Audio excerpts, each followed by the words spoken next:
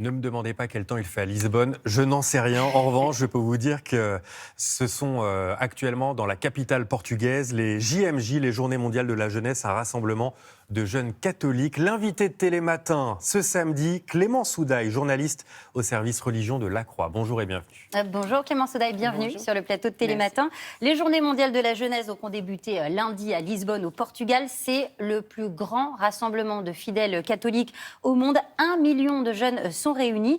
En quelques mots, ça consiste en quoi ces JMJ ? Alors, ces JMJ, c'est un rendez-vous qui a lieu tous les 2 ans, 3 ans. Là, ça faisait 4 ans à cause du Covid. Mais voilà, un rendez-vous mondial qui a lieu pas une fois en Europe, une fois dans un autre continent. Donc, il y a une alternance.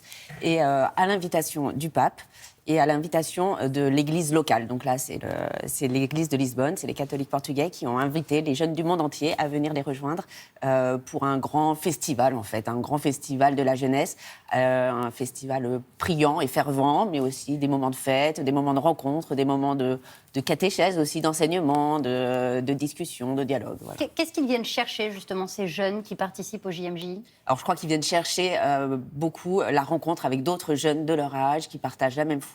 Ça, c'est assez flagrant. C'est vraiment, on vient se rencontrer, on vient découvrir aussi des jeunes qui partagent la même foi, mais qui viennent d'horizons D'autres totalement pays. différents, d'autres pays, d'autres continents.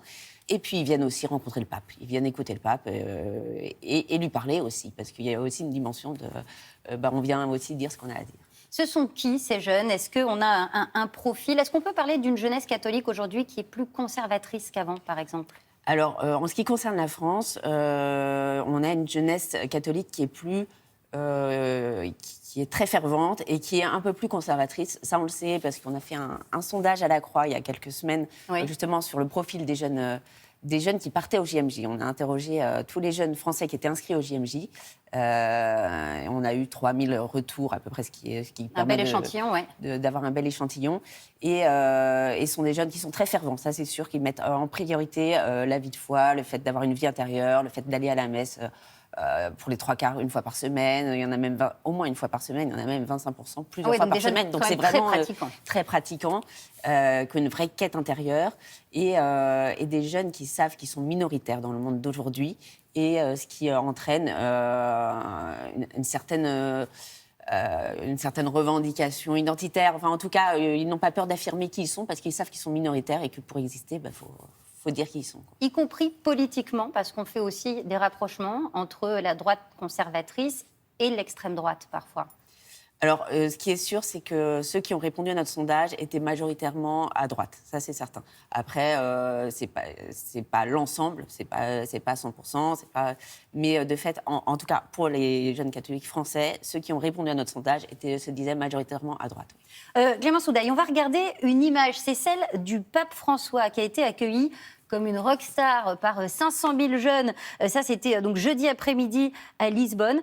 En voyant ces images, moi, je me suis dit, est-ce qu'il n'y a pas un décalage entre cette jeunesse dynamique et ce monsieur qui a quand même 86 ans ? Est-ce qu'il arrive à leur parler, à cette jeunesse ? Alors, c'est vrai qu'il a 86 ans et c'est le plus vieux pape qui participe à des JMJ. C'est-à-dire que même Jean-Paul II, ses dernières JMJ, c'était à Tonroto en 2002, je crois, qui était très diminué par la maladie, il n'avait que 82 ans.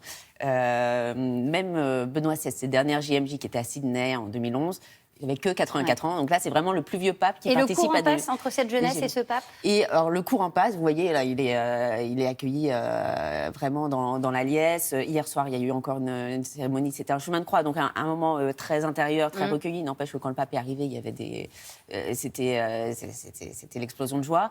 Après, il y a peut-être un peu moins une identification au pape qu'il y a pu y avoir du temps de Jean-Paul II, où les jeunes se disaient de la génération, on est la génération Jean-Paul II, après il y a eu la génération Benoît XVI. Là, il y a peut-être moins cette identification-là, il y a peut-être une distance parfois un peu... disons qu'il s'autorise à pas forcément partager tous les avis du pape. Alors, il l'écoute ou il l'écoute pas, mais...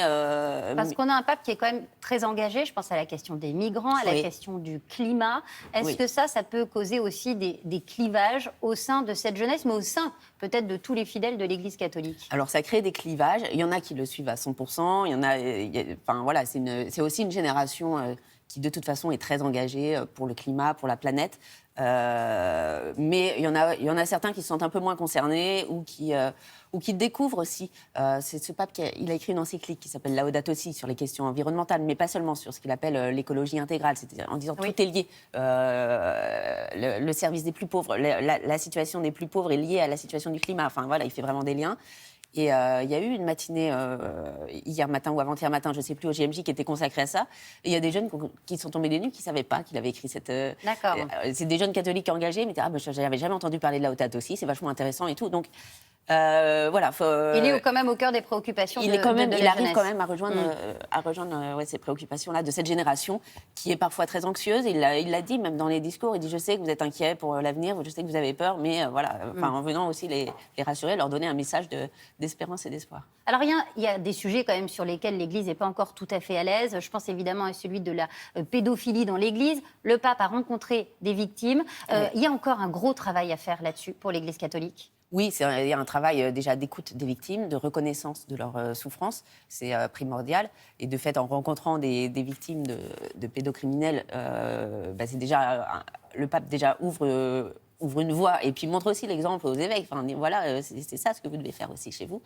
Après, il y a le fait d'écouter ces victimes, ça permet aussi de poser des jalons. On ne veut plus ça. Puis le pape le dit, c'est vraiment ce qui abîme le visage de l'Église. Donc voilà, mais en le reconnaissant, c'est déjà un premier pas, mais qui est bien sûr insuffisant. Et ça permet aussi de... les personnes qui ne sont pas concernées directement peuvent avoir l'impression que c'est un sujet annexe, que bon, ça concerne quelques personnes, c'est triste, mais voilà. En fait, non, il dit non, c'est primordial et c'est ça qui va permettre d'assainir l'Église et qui la met sur les rails pour l'avenir aussi. Alors, au mois d'octobre prochain, il va y avoir un synode. Donc, c'est une grande assemblée qui va permettre de réfléchir un peu à tous les problèmes de l'Église auxquels l'Église doit faire face. En gros, ça va consister en quoi, ce synode? Et est-ce qu'il y aura des décisions vraiment importantes qui pourraient être prises? Alors, ce synode, il a déjà commencé. Il a déjà commencé par une phase locale, c'est-à-dire dans les paroisses du monde entier, dans les diocèses du monde entier. Il y a eu une consultation, il y a eu des réunions, il y a eu des gens qui se sont réunis pour faire part, pour dire quelles étaient leurs préoccupations, leurs sujets. Et ensuite, il y a eu une phase nationale qui a permis de réunir toutes ces synthèses, une phase continentale aussi, qui a permis de faire émerger les priorités soulignées par chaque continent. Donc là, octobre, c'est le point final? Et octobre, alors c'est l'étape romaine, donc l'étape mondiale, où il y aura des représentants du monde entier. Et ils vont se dire quoi? Alors, il y a déjà eu un instrument de travail qui a été élaboré à partir des synthèses remontées de chaque continent. Et ce qui est très intéressant, c'est que ça part tout azimut. Et on voit que les priorités, elles sont très diverses en fonction des continents, en fonction des pays. Ils ne sont pas du tout les mêmes. Les remontées de l'Afrique n'ont rien à voir avec celles de l'Amérique du Sud, n'ont rien à voir avec celles de l'Europe. Alors c'est assez intéressant. Après, à voir comment ça va se dérouler en octobre, parce qu'il faut faire... à la fois, il faut faire avec ces attentes très diverses qui parfois s'opposent aussi. Oui. Et en même temps, c'est intéressant de voir que l'Église assume cette multipolarité finalement et ces attentes qui sont vraiment qui n'ont rien à voir. Enfin, les attentes des catholiques allemands avec celles de certains pays africains, c'est pas du tout les mêmes. C'est le prochain défi pour le pape François. Merci beaucoup Clémence Oudaille d'être venue nous voir sur le plateau de Télématin. Merci à toutes les deux. Et les GMJ se terminent à Lisbonne ce dimanche. Et puis pour celles et ceux qui veulent voir le pape de plus près, ce sera à Marseille les 22 et 23 septembre prochains au stade Vélodrome. Quand deux religions se rencontrent, ça se passera à Marseille.